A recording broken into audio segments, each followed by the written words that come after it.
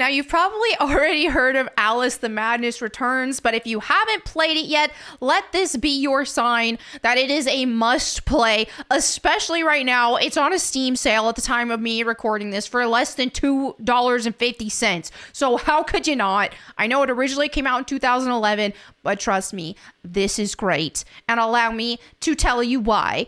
No, this isn't a sponsored video, by the way. It's like, oh, is this sponsored? No, it's not sponsored. These are my game recommendations, and I want my game recommendations to also be open to not just new release stuff, but also to some gems of the past. So let's go ahead and dive in. So the game follows the main protagonist, Alice, who is the sole survivor of her family after their house burned down. But how did that happen? Is Alice a psychopathic pyromaniac? You'll find out all of that and more as you progress through the game. Obviously, as the name and visuals represent here, this is a gothic take of an Alice in Wonderland theme, and it is so captivating. It definitely has its horror elements throughout, but nothing that's necessarily going to jump scare you or keep you up at night too afraid to sleep. Though I will admit, when I did play pretty late, I did have some pretty wonky dreams, but nothing that terrifying. Just think more along the lines of something Tim Burton-esque. This game really does a fantastic job of delivering a very compelling story, but it doesn't bombard you with cutscenes every 5 seconds. If you know me, you know this is my gripe with what we see in most Western modern games, but this title originally came out in 2011, and you can tell because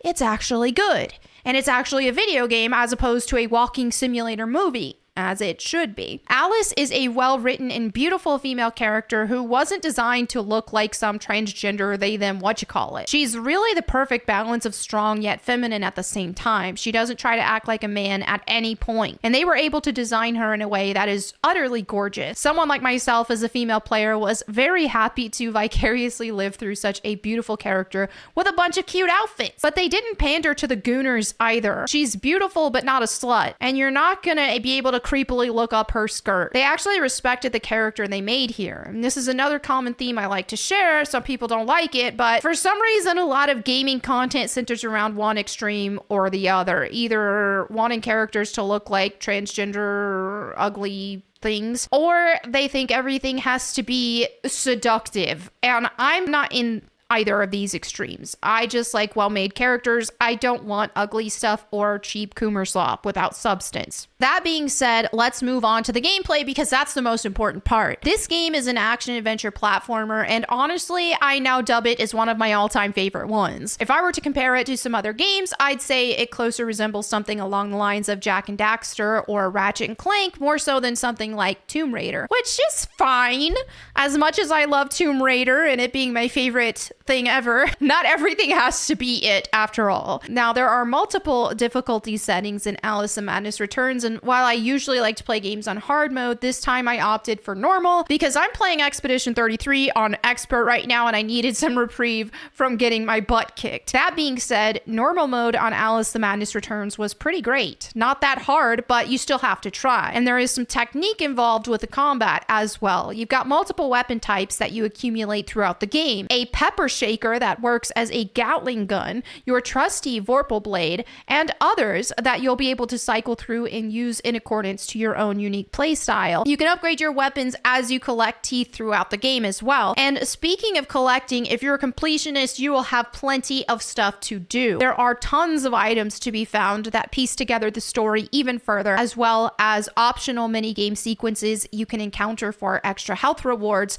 upon successful completion. Now, if you want to 100% complete the game after you beat it, you can go back to your mission of choice so that you can achieve that. And there's even a new game plus mode as well. In addition to the combat, a huge chunk of the game centers around platforming and little puzzles as well. Now, the puzzles aren't necessarily mind-blowing or super intricate like we see in Tomb Raider, but they're a lot of fun and add to the experience. This game is absolutely stunning. Every act has its own unique theme, and Alice has multiple outfits that fit whatever that theme is. Kind of like Kingdom Hearts, I guess. The varied outfits are definitely a huge bonus, and I can go on and on about how cute Alice is and how great they did with her assortment of pretty dresses. Now, ultimately, each act feels like a completely new experience, and the varying themes translate not only in visual aesthetic, but also in the baddies as well. You'll encounter some of the same ones, but many new ones also that are unique to their specific environment, like ghost pirates in the underwater location and kung fu bugs in the weeb place. You'll also cycle back and forth from Wonderland to IRL land, and let's just say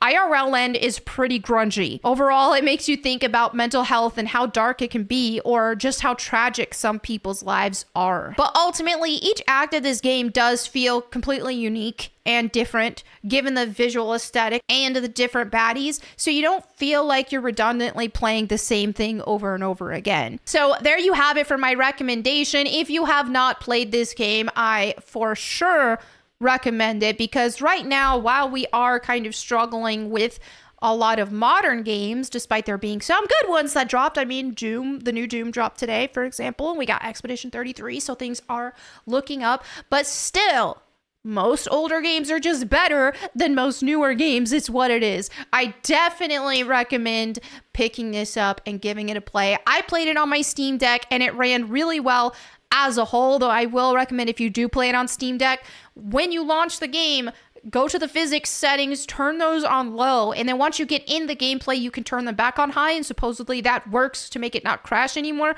For me, I just kept it on low, and I didn't get any crashes after I did that, but I did get crashes when I had it on high. So take that for what it's worth if you play on Steam Deck. So it took me a little over 15 hours to complete the story and to get 93% overall completion. So if I want to go back and get the rest of that 7% of collectibles, I can do that, and I probably will also, because I just had so much fun with this game. So there you have it for this video. Let me know what you guys think in the comments below. And as always, if you want me to read the Bible to you, you can check out my Bible channel, Bible Time with Melanie Mack, where I have read the complete Bible. And then in June, which is coming up soon, I will be back to daily content where we'll be doing Bible devotionals. I'm going to, and a bunch of other stuff as well, just Bible-based topics. It's going to be a good time, so I hope to see you all there.